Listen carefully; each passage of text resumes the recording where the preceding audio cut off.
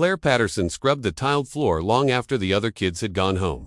The chemical sting of bleach in the air cutting sharper than the voices that had mocked her earlier in the hallway. You're watching her, now though no one else ever really did. And the question rising in your chest is the one no teacher, no parent, no friend, has ever dared to ask. How can someone this invisible hold a mind capable of dismantling the very system that dismissed her? It doesn't feel like a story. It feels like you've stumbled onto something sealed away, like a document you weren't cleared to open, a secret that was meant to stay buried beneath cafeteria gossip and bathroom graffiti. She moved like a shadow in her own school, slipping from classroom to janitor's closet, unnoticed, her IQ test shoved deep into a drawer no one thought to revisit. And yet, you can feel it, her silence was not emptiness. It was pressure building, an unspoken calculation that threaded through every word spoken around her. The girl who cleaned toilets after class had been measuring people in ways they never measured her. She'd been memorizing, plotting, watching the patterns of cruelty and kindness, with a precision no algorithm could touch. That truth alone is unsettling. But what came next is the reason you're still listening, the reason your pulse tightens against your throat, because once, someone noticed. It was in the library, late, the place she thought safest to vanish inside dusty encyclopedias, while the world outside forgot her. A boy sat across from her without a word, his expression unreadable, and just as she looked away, he leaned forward and whispered something so low it was meant only for her. No one else heard it. No one else reacted. But Claire froze, her hand clutching the spine of the book until her knuckles went white, because what he whispered was her name, the full name her grandmother used to call her before she died.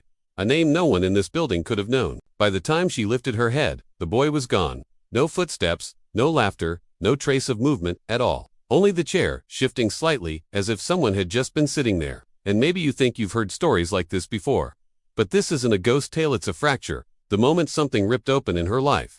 Because later that night, on her phone, a voice memo appeared, with no sender, no timestamp, no explanation. She pressed play with shaking hands, and what came through was her grandmother's voice, clear and sharp, speaking the same name again. And here's where everything changes. The phone in her hand was brand new, never once connected to anyone outside her school. Yet when she checked the file details, the recording date was 3 years before she was even born. Claire stared at the glowing screen until her eyes burned, her thumb hovering over the pause button, as if stopping the recording would erase the words that had already carved themselves into her bones. Her grandmother's voice, steady, warm, impossible, had not only said her name, but had lingered after, whispering something else beneath the static. She replayed it 3 times. Each listen, unearthing sounds she swore had been there before. The faint hiss of running water. The muffled hum of voices layered behind the one that should have been dead and gone. The 4th time, something new appeared. A sharp intake of breath. Not hers. Not her grandmother's. Someone listening. Someone on the line. She shut the phone off with trembling hands and pressed it against her chest, half convinced the heat of her body might burn the truth out of it. But the silence that followed was worse, because silence has weight when you've just heard the dead speak. And hers pressed like a stone sinking into water. She should have deleted the file, thrown the phone in the trash, told herself it was a glitch, a prank, a nightmare she could lock away. Instead, she went to school the next day, pretending nothing had happened, and the pretending made her sick.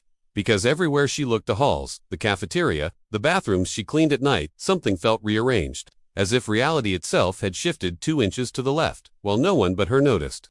It was the girl in the bathroom mirror who gave her the first real reason to doubt herself. She'd been wiping down a sink when her own reflection smiled back at her, not just smiled, but smiled before she had moved her lips. It was only for a second, maybe less, but the wrongness of it was so sharp that she dropped the rag and stumbled back, staring at herself in a panic. This time the reflection moved in perfect sync, eyes wide, mouth parted the same way hers was, and yet she couldn't shake what she had seen. You know the kind of thing I mean, when the ordinary turns on you, and suddenly the one thing you should be able to trust is lying. She didn't tell anyone. Who would she tell? A teacher who barely remembered her name. Her father who was never home. No one had ever asked Claire the questions that mattered, so why would they start now? Still, the thought dug into her. Maybe it wasn't supernatural. Maybe it was her. Maybe the test scores stuffed into that drawer hadn't been a sign of brilliance at all, but something broken, fragile, tilting toward madness. Because how else do you explain a voice from the dead inside a brand new phone? How else do you explain a reflection with its own timing? That's when Andrew came in. He wasn't supposed to matter. He was one of those boys you only half notice, quiet, hair hanging in his face, the kind of kid who slipped between cliques without belonging to any. He found her in the library, in the same chair where the boy had whispered her name before disappearing. She didn't want to look at him, but he leaned forward across the table and said something so softly that she almost thought she imagined it. *, you heard it too, didn't you? Her stomach turned. She didn't answer. He didn't push, just sat there with his arms folded, watching her with an expression that was neither friendly nor hostile, but something worse, like he was studying her. When she finally asked what he meant, he only smiled, thin and knowing, and slid a folded piece of notebook paper across the table. She opened it under the hum of fluorescent lights, and what she saw made her throat tighten. It was her name, written over and over in different handwriting styles. Some neat, some scrawled, some jagged, like they'd been scratched out in anger. And at the very bottom, in a shaky hand that looked disturbingly familiar, was her grandmother's signature. Andrew didn't explain. He just leaned back and said, "Sometimes the recordings aren't meant for us. Sometimes they're bait." Then he got up and left, leaving her with the paper burning in her hands. That night, Claire tried to sleep, but the sound of her grandmother's voice kept replaying in her head. Not the words, but the pauses, the gaps between syllables. She realized with a sudden, sick certainty that the static wasn't random at all. It had rhythm, a code, maybe, or worse, something alive, breathing in the silence between phrases. She wanted to prove herself wrong, so she played the recording again, this time with headphones, this time in the dark where no one could see her shaking. And there it was. Behind her grandmother's voice, almost inaudible, a whisper that didn't match any language she knew, rising and falling like someone speaking just out of range. She ripped the headphones off and sat in the dark, her heart pounding so hard she thought it might burst. But here's where it gets stranger. The next morning, the file was gone. Not deleted, gone. The voice memo app had no record of it ever existing. No timestamp, no audio, nothing. As if she had dreamed the whole thing. Only the folded paper Andrew had given her remained, stuffed in her backpack, the ink faintly smudged like it had been touched too many times. She wanted to confront him, demand answers, but when she asked around, people gave her blank stares. No one remembered a boy named Andrew. Not in her classes, not in the yearbook, not anywhere. So now the question tears at her. Had she spoken to someone real, or had she invented him the way her phone had invented a voice? Which version of her life was truth, the one where she was haunted, or the one where she was unraveling? And which was worse? She tried to tell herself none of it mattered, that she was tired, overworked, slipping under the weight of being invisible. But then another thing happened. Something small, almost laughable, except it wasn't. She was cleaning the science lab when she found an old tape recorder tucked behind a stack of lab reports. Out of curiosity, or desperation, she pressed play. A recording crackled to life, distorted, warbled, but unmistakable. It was her voice. Her own voice, reciting the same name her grandmother had whispered, except younger, higher, as though it had been recorded when she was a child. The problem was, Claire had no memory of ever saying it. And worse, the date stamped on the tape's label was the same day her grandmother died. You can stop here if you want. You can tell yourself this is just a story, a trick of memory, a girl collapsing under loneliness. But you know the truth, don't you? You feel it in your chest the way Claire does now. That tightening dread that comes not from what's explained, but from what isn't. And somewhere in the gaps between, the vanished boy, the missing file, the reflection that smiled too soon, and the tape that should not exist, there's a pattern. The only question is whether you want to see it. Because the closer you get, the more you'll realize this isn't her story alone. It's yours too. And something, whether memory, madness, or the dead themselves, has been whispering your name all along. And if you don't believe that, tell me why. Did you just hear someone breathe behind you? Claire thought she had cracked it the night she stayed late in the library, clutching the tape recorder like it was a key. The voices, the whispers, the recordings, they had to have an origin, a source hidden somewhere in the school. She told herself that if she could trace it back, if she could peel away the layers of lies and illusions, she would finally uncover the hidden truth no one wanted her to find. For the first time since the nightmare began, she felt steady, almost calm, as though the dread shadowing her every breath had sharpened into purpose. That sense of purpose is seductive. You've felt it too, haven't you? That moment when the fear suddenly feels like a puzzle, and the only way forward is to believe you're not crazy. That the memory glitches are not your fault, but evidence. The trail began with the old archive room, a windowless space few students knew existed. Its door marked by a faded sign and layers of dust no janitor had touched in years. Claire slipped inside, her flashlight beam cutting through the thick dark, and the smell of paper rot hit her immediately. Stacks of forgotten yearbooks leaned against dented file cabinets. Some toppled, their spines cracked and yellowed. She opened one from the year her grandmother had died, flipping through pages brittle as skin, until her breath caught. There he was, Andrew, smiling faintly in a sophomore portrait, the same hair falling into his eyes, the same expression that had studied her in silence across the library table. She wasn't losing her mind. He was real. Relief poured through her so strong, it made her knees buckle. She almost laughed, the sound catching in her throat. For once, the threads connected. The boy existed. The signatures on the paper, the whispers, the recordings, they weren't hallucinations. They were proof. Maybe Andrew had been tied to her grandmother somehow. Maybe the voice she heard was a message meant to reach both of them. The idea was terrifying, but also comforting. Asterisk, you're not crazy, they lied to you. She whispered it aloud, just to hear the words form in the air. But then she noticed the detail that froze her blood. In the photograph, Andrew wore the same shirt, the same scuffed jacket he had worn when she last saw him across the library table. Not similar, the same. And on the margin of the yearbook page, scrawled in handwriting she recognized as her own, was a note. Asterisk, he's not supposed to be here. Her own handwriting, written in a yearbook from decades before she had even been born. The false resolution splintered instantly. If Andrew was real, how could he exist both then and now, unaged, unchanged? If she had written that note, how could it be in a book older than her life? Her relief turned to ash in her mouth. Because this wasn't solving the mystery, this was the mystery deepening, pulling her under. And in that moment, she remembered something she had buried. Something her mind had hidden from her, the way a child buries a broken toy under the dirt. She had been in this archive room before.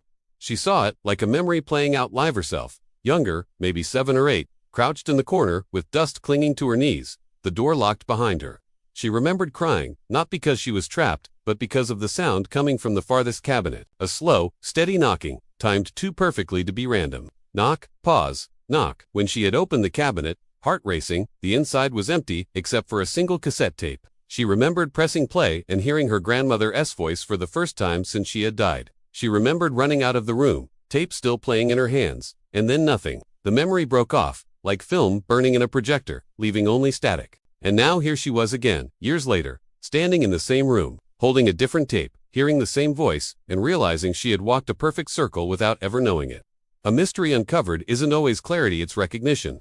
That cold dread of seeing a pattern you lived once before but couldn't recall.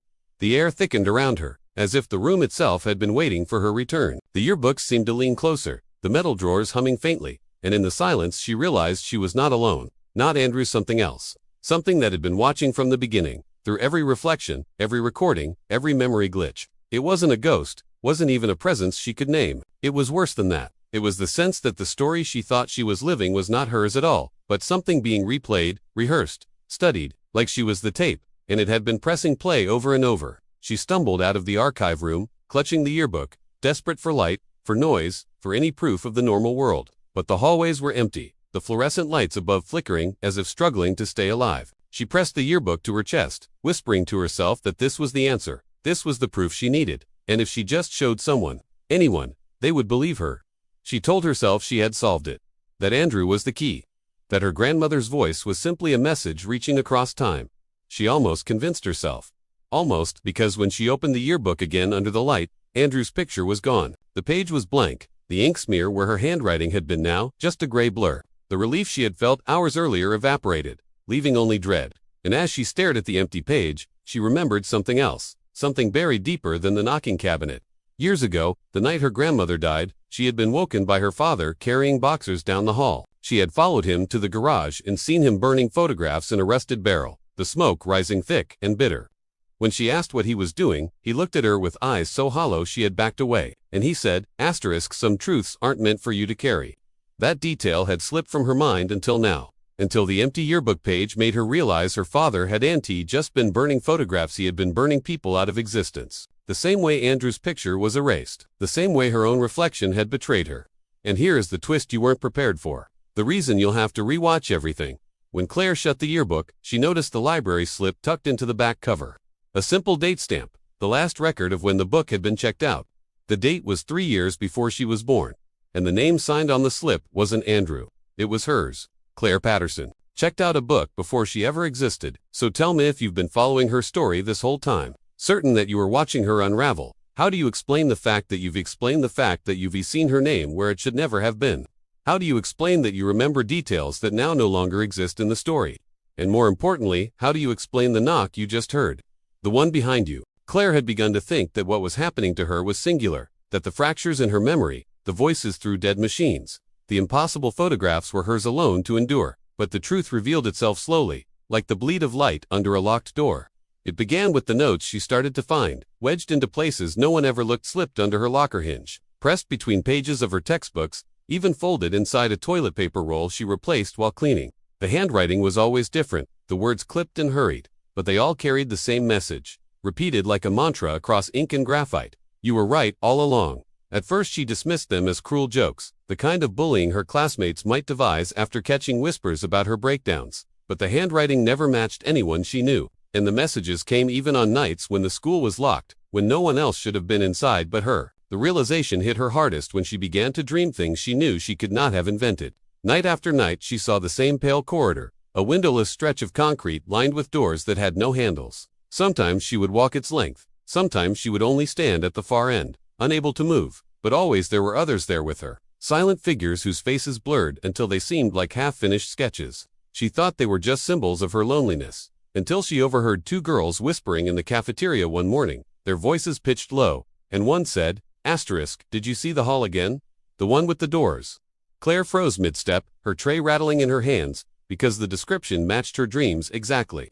She wasn't dreaming alone. When she finally confronted one of the maboy named Tyler, who she had barely spoken to before he looked at her, with an expression she recognized too well, dread covered by relief. He admitted that the dreams had plagued him since childhood, that he had stopped speaking about them when teachers sent him to the counselor's office too many times. He said that once, when he was 12, he had drawn the hallway during class, and before the teacher could scold him, another student gasped and said she had drawn the same thing the week before. They tore it up before anyone else could see. "It's not just us," Tyler whispered, leaning close so no one else would hear. There are more, a lot more. We just don't talk because that's how they keep us quiet. The they was never defined, but Claire felt it immediately. The way the watchers of her own life had lingered at the edges of everything, the flicker in the mirror, the erased photographs, the messages hidden where only she would look. It was bigger than her. It was systematic, and the more she listened, the more she saw evidence that others had been carrying fragments of the same weight. There were marks carved into desk bottoms, small triangles overlapping in strange patterns. There were chalk smudges on hallway corners, forming symbols that vanished the next morning. And there was the phrase she began to see scrawled in bathrooms and etched faintly into library tables. What the government never released. She didn't know what it meant, but it carried the same tone as the notes left for her, as though someone, somewhere, was trying to remind them all of something erased. The heaviness of this shared secret began to crush her, because if others had been pulled into the same broken reality, then she was not simply losing her mind. She was part of something orchestrated. Yet the horror deepened when she realized the communication wasn't just with words. In class, she glanced at the projector screen and saw the faint overlay of symbols that vanished when she blinked. On her phone, photographs she had never taken appeared. Images of corridors she had never walked, time-stamped with dates, decades before her birth. Once, she scrolled through her gallery and found footage from 20 years ago. Grainy clips of a girl who looked just like her speaking words she couldn't hear, her lips moving in patterns Claire recognized but couldn't decode. That was when the third perspective entered, an observer who refused to remain silent. She found the first message written in white chalk on the back of the school's brick wall, hidden behind the dumpster where no teacher ever looked. It read, "They are not your memories."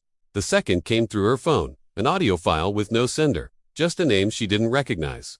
When she pressed play, the voice on the other end was steady, low, and eerily intimate, like someone who knew her better than she knew herself. "You're not crazy. You've been carrying their fragments. Every time you dream the hall, every time you hear the dead speak, you are reliving someone else's life. They buried the truth in children because children forget. You need to remember before they erase, you too." Claire wanted to reject it, to scream that none of this was possible, but deep down it clicked with the unease she had carried for years, that subtle nausea of living a life that never fully felt like hers. She thought back to the moments that had always unsettled her. The times she walked into a room, certain she had been there before. The way certain strangers on the street seemed to know her name before she introduced herself.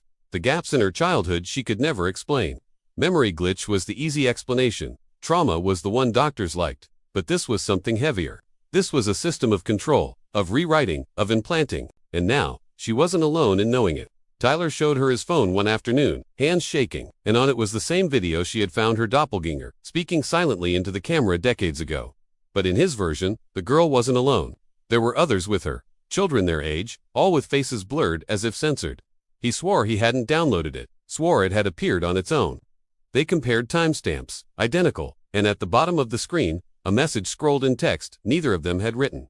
"You were right, all along." From that moment, Claire knew there was no escape into normalcy. The mystery wasn't just hers, and it wasn't even about her grandmother's voice anymore. This was bigger, stretching across generations, looping and replaying. The same corridors, the same symbols, the same whispered warnings. She realized with a sinking dread that what she thought was her life might only be one version among many. a fragment threaded into a fabric woven long before she was born. And the observer, the one voice that seemed to cut through the static, returned one final time, this time in handwriting carved into her own desk.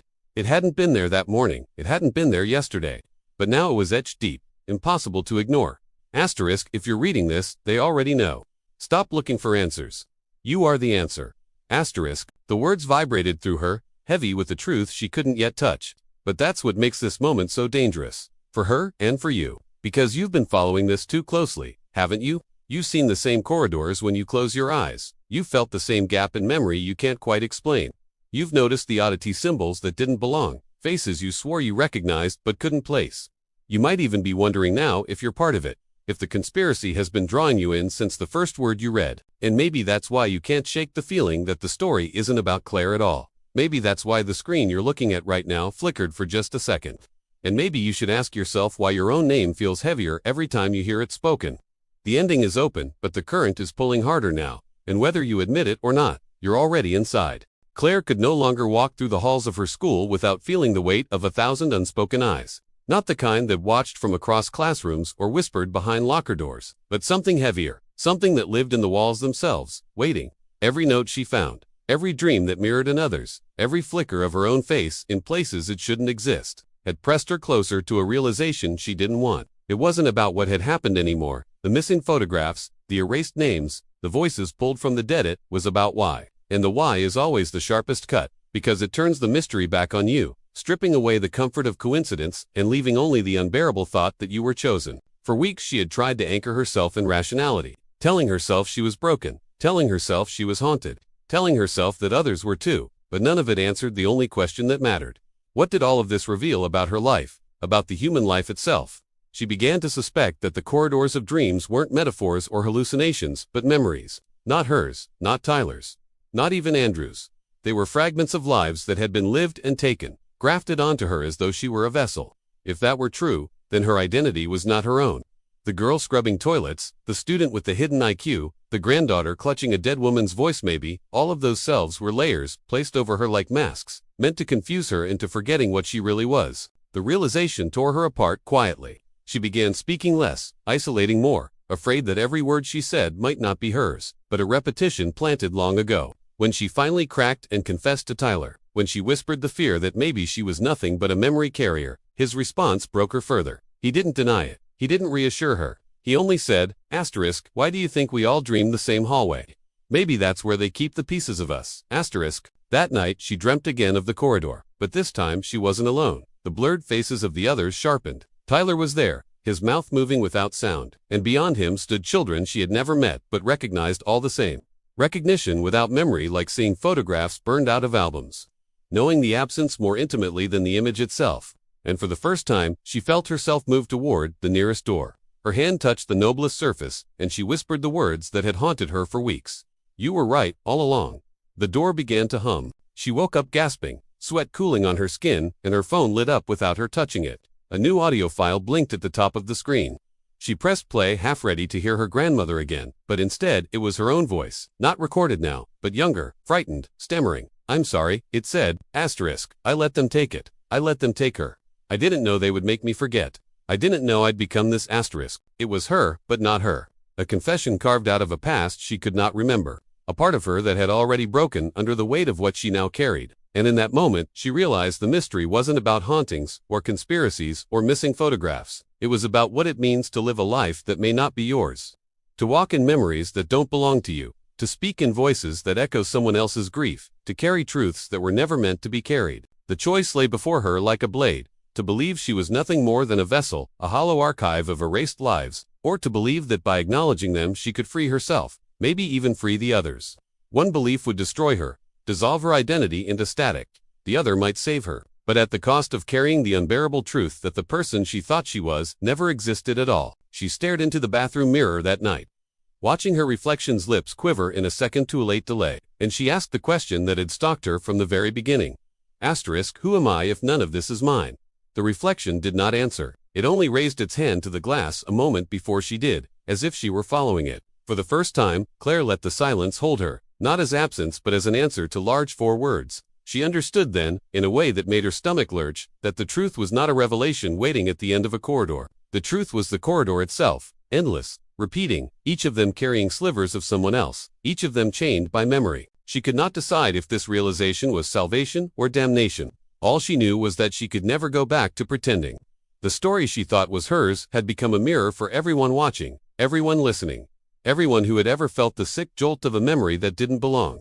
The mystery wasn't just hers, it was ours. And if that's true, then none of us can claim our lives without first asking who wrote them. The screen you're staring at now, the story you thought was about a girl with a hidden IQ, a grandmother's voice, a boy erased from history. It's not just a story. It's the reminder you've been carrying in silence, the dream you've been having in secret, the knock you've been pretending not to hear. The truth is not about what happened. The truth is about why we're made to forget. And when Claire finally closed her eyes that night, whispering her grandmother's name one last time, she felt the corridor doors hum in unison, as though the entire fabric of memory had been waiting for her to ask the only question that mattered. Do I want to remember? The answer may never be spoken, but the weight of it lingers with you now. Because once you've seen the shape of the hidden truth, once you've felt the fracture of identity and memory, you cannot unsee it. You can only decide whether to keep walking the hallway or to press your hand against the door and risk what waits beyond. And maybe that's why you feel it now. That eerie sensation of waking up from a dream you didn't know you were inside of. A dream that might never have been yours in the first place. Thank you for watching. Don't forget to like, share, and subscribe for stories you were never meant to hear. Until next time, remember, some truths don't want to be found.